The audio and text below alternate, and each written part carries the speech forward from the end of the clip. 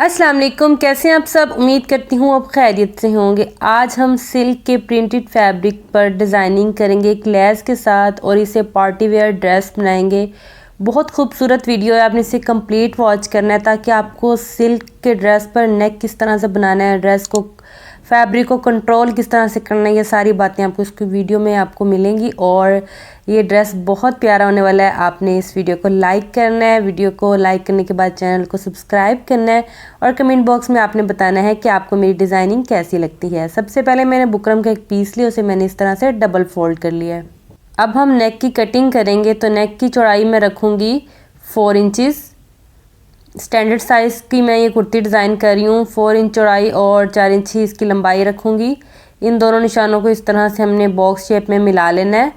और अब हमने इसके नीचे छोटा सा वी कट भी रखना है, तो मैं वी कट के लिए 1.5 इंच लंबाई का निशान लगाऊंगी, 1.5 और 1/2 इंच का मैं चौड़ाई के लिए निशान लगाऊंगी, आधे इंच का। ठीक है, इस तरह से। अब हमने वी शेप इन दोनों निशानों को मिलाते हुए ना इस तरह वी शेप ड्रॉ कर लेनी है। वी शेप बनाने के बाद हमने इसके अंदर राउंड नेक ड्रॉ कर लेना है। ठीक है, हल्के हाथों से ना आपने राउंड शेप दे लेनी है। जो शेप परफेक्ट आ जाए उसको डार्क कर लेना और बाहर से भी इस तरह से मैंने राउंड शेप दे दी है। कटिंग कर लेते हैं नेक की, और ये नेक कट के आ चुका है मेरे पास। अब हमने इसे एक्स्ट्रा कपड़े पर इस्त्री की हेल्प से पेस्ट कर लेना है। ये देखिए मैंने कपड़े पर नेक को चिपका दिया है। अब हमने जो थोड़ा थोड़ा फैब्रिक साइडों पे छोड़ा हुआ है इसको फोल्ड करके एक सिलाई लगा दी है। नेक को इस तरह से डबल कर लेंगे और इसका सेंटर बना लेंगे। अब आपने समझना है कि नेक को किस तरह से हमने शर्ट के ऊपर लगाना है। ठीक है, अगर आप बिगनर्स हैं तो पहले इसके पीछे नेक के पीछे हल्की सी ग्लू लगा लें और फिर इसको शर्ट के सेंटर में इस तरह से चिपका दें। और जिनको स्टिचिंग आती है वो बिल्कुल बुकरम के साथ साथ इस तरह सिलाई लगा लें, अगर वो फैब्रिक को कंट्रोल कर सकते हैं। ये देखिए मैंने सिलाई लगा दी है। पहले मैंने सेंटर की सिलाई लगाई, बाद में मैंने ये सारी सिलाई लगाई। अंदर से एक्स्ट्रा कपड़े की हम कटिंग कर देंगे, थोड़ा थोड़ा कपड़ा छोड़ देंगे। कटिंग करने के बाद अब हमने इसके अंदर कट्स लगाने हैं राउंड शेप में भी, और ये जो नोक है ना वी की, इसमें भी हमने कट लगाना है। सिलाई नहीं काटनी, जस्ट फैब्रिक पर आपने कट्स लगाने हैं। तो मैंने ये कट लगा दिए हैं, ये देखें अच्छे से मैंने कट लगाए हैं। और ये वी शेप में भी मैंने इस तरह कट लगा दिया। अब आपने इसको इस तरह से फोल्ड करना है, यहाँ से ऐसे, फिर दोबारा से समझें ऐसे और फिर ऐसे। ठीक है, ताकि इसकी नोक हमें निकालनी ना पड़े कि सिल्क फैब्रिक अगर हम नुकीली चीज़ इसके अंदर डालेंगे तो ये फट सकता है, तो इसलिए आपने इसको इस तरह से फोल्ड कर लेना। तो बहुत आसानी से ये देखें नोक हमारी बन के बाहर आ गई है। दूसरी साइड से भी देख लें, इस तरह फोल्ड करेंगे, उसके बाद इस तरह से, और फिर हमने इसे पलट देना है। इस तरह से इसको पलट लेना है। आपने इस्त्री को ज़्यादा गर्म करके इसके ऊपर इस्त्री नहीं चलानी, स्लो इस्त्री के साथ आपने इसे प्रेस कर लेना है। ठीक है, देखिए मैंने इसे प्रेस किया और ग्लू के साथ मैंने इसे चिपका दिया।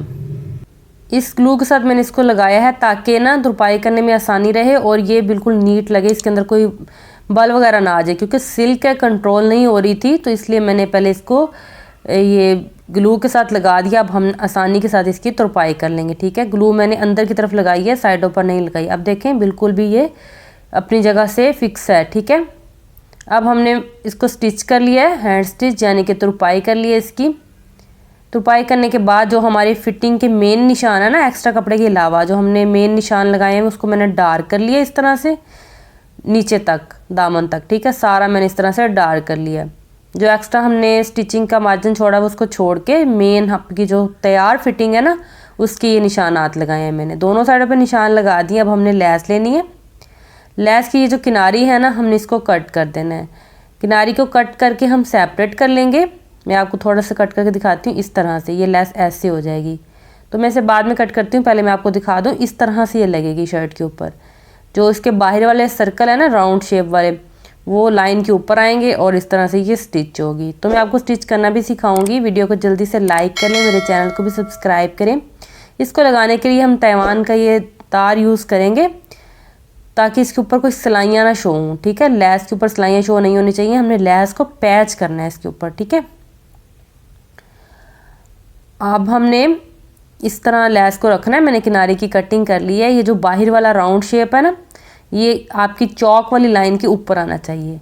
जो अंदर की तरफ राउंड शेप हो रही है उसको नहीं आपने लाइन पे रखना, जो बाहर वाले है ना सर्कल उसको आपने रखना है। ये देखें फैब्रिक को आपने कंट्रोल करके रखना है। फैब्रिक के ऊपर दूसरी साइड पे कोई आप चीज़ रख लें, कोई ढक्कन वगैरह या कैंची रख लें, ताकि फैब्रिक मशीन से नीचे की तरफ खिसके ना। ठीक है, सिल्क है तो आपने बहुत कंट्रोल करना है, फैब्रिक को अच्छे से मैनेज करना है। और जब भी आपने मशीन का बूट उठाना है तो नीडल को आपने नीचे रखना है और राउंड शेप का आपने ख्याल रखना है। इसी जिस शेप में लैस है इसी शेप में सिलाई चलाऊँगी मैं। ये सिलाई बहुत आराम से लगा रही हूँ, आपने कोई जल्दी नहीं करनी इसको लगाने में। बस इस लैस की पहली सिलाई अगर आपकी नीट लग गई तो आपकी समझिए ये लैस आपकी प्रोफेशनल स्टाइल में लग जाएगी। और अगर आपने पहली सिलाई में चुनट्स और झोल दे दिया ना तो फिर ये सूट आपका ख़राब हो सकता है। इसलिए मैं आपको कह रही हूँ कि आपने बहुत सुकून के साथ ना इसको लगाना है। आप चाहें तो इसको ग्लू के साथ भी पहले फ़िक्स कर सकते हैं, लेकिन ग्लू के साथ फ़िक्स करना ज़्यादा थोड़ा मुश्किल हो जाएगा, क्योंकि इतनी बड़ी हमने लैस लगानी है। तो आप इसको डायरेक्टली मशीन के साथ लगाएं और लाइन लगी हुई है, आपको मतलब लैस टेढ़ी होने का कोई अंदेशा नहीं है।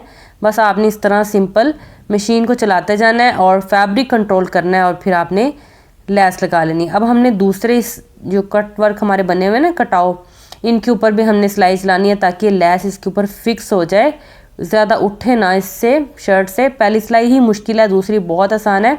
अच्छा, आपने जब ये दूसरी सिलाई लगानी है तो दोनों साइडों से फैब्रिक को सेट करके रखना है ताकि इसके अंदर फैब्रिक इकट्ठा ना हो जाए, कोई चुनट ना आ जाए। अब हमने तीसरी सिलाई लगानी है इसके ऊपर, वो फ्लावर के सेंटर में। ठीक है, थोड़ा थोड़ा फ्लावर ऊपर उठेंगे, बाकी हमने दोनों साइडों पर इस तरह 3-3 सिलाइयाँ लगा के इस लैस को पैच किया। इसके ऊपर नीचे हमने वही आम धागा यूज़ किया जो हम सूट के लिए यूज़ कर रहे थे बॉबिन में, और ऊपर हमने तैवान का तार यूज़ किया ताकि ऊपर कोई सिलाई नज़र ना आए। उम्मीद करूंगी आपको मेरा ये स्टेप और ये समझाने का तरीका अच्छा लगा होगा। अगर कोई पॉइंट आपसे क्लियर ना हुआ हो तो आपने कमेंट में पूछ लेना है। बैक साइड से देखें कितनी अच्छे तरीके से हमने इसको लगा लिया है। आपको आइडिया होगा कि सिल्क फैब्रिक को कंट्रोल करना मुश्किल है। अब हमने नेक पर ये पैच लगाना है, इस लैस के साथ के ये पैच मैंने मंगवाया है, ये देखें। अब हमने इसको डेकोरेट करना है। अच्छा, नेक बिल्कुल सिंपल इसलिए मैंने बनाया क्योंकि आप जब सूट वेयर करते हैं, अगर नेक पे लेसेस वगैरह लगी हो ना तो वो गर्दन पर इरिटेशन फील होती है। तो इसलिए हम नेक को डिज़ाइनिंग करने के लिए इस पैच का यूज़ कर रहे हैं और नेक ऊपर हमने सिंपल ही बनाया है। इसको लगाने के लिए मैं UHU का यूज़ करूँगी। पहले हमने UHU के साथ इसको लगा लेना और फिर इसके ऊपर हमने वही तैवान के तार से सिलाई चला देनी है। तो देखें, मैंने पहले UHU से इसको लगा लिया था, फिक्स हो गया था। उसके बाद मैंने आराम से सिलाइयाँ लगा दी हैं। ये देखें, इस तरह से जैसे लैस में सिलाइयाँ लगी हैं वैसे ही हमने इसके पैच पर भी सिलाइयाँ लगा दी हैं। बस जहाँ जहाँ आपको फील हो इसकी सिलाई लगनी चाहिए वहाँ पर आपने सिलाई लगा देनी और इस तरह इसको लगा लेना है। बहुत प्यारा लग रहा है लगने के बाद। वीडियो को अगर आपने लाइक नहीं किया तो प्लीज़ मेरी वीडियो को लाइक कर दें। वीडियो बनाने में बहुत मेहनत होती है, मेरी कोशिश होती है कि अच्छी से अच्छी डिज़ाइनिंग आपके साथ शेयर की जाए। बाकी शर्ट मैंने सिंपल तरीके से ही रेडी कर ली है, जैसे हम तमाम सूट रेडी करते हैं। देखिए, नीचे लैस लगा दी है और जो एक्स्ट्रा फैब्रिक था उसको ऊपर की तरफ पलट कर मैंने तुरपाई कर दी। ये देखिए, नीचे लैस में यानी कि किनारी लैस की कटिंग नहीं की, वही हमने सिलाई में दबाकर लैस को लगा दिया। साइडों से जो लैस का फैब्रिक था उसको भी मैंने अंदर की तरफ फोल्ड करके तुरपाई कर दी और साइडों की इसकी ये लुक है। बाकी फिटिंग करने के बाद ये देखें, फ्रंट एंड बैक साइड दोनों पर हमने सेम ही डिज़ाइनिंग की है। और स्लीव्स पर देख लें आप, मैंने इस तरह डबल लैस लगाई दरमियान में। इस तरह से ये स्लीव्स हैं। जब आपने इसको वेयर किया होगा ना तो ये बहुत प्यारी लगेंगी। दोनों लैसें आपकी बाजू के सेंटर में आएंगी इस तरह से और बहुत खूबसूरत लुक देंगी। जैसे आपकी शर्ट के फ्रंट एंड बैक पे डिज़ाइन होगा साइड पे, वैसे ही आपकी स्लीव्स पर भी डिज़ाइनिंग है।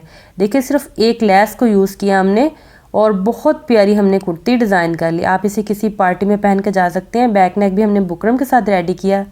जैसे हमने फ्रंट नेक बनाया उसी तरह ही हमने बैक नेक बनाया। और ये इसकी बैक साइड से साइड चाक है और इसका दामन चेक कर लें। कंप्लीटली फिनिशिंग के साथ ये सूट रेडी किया गया है।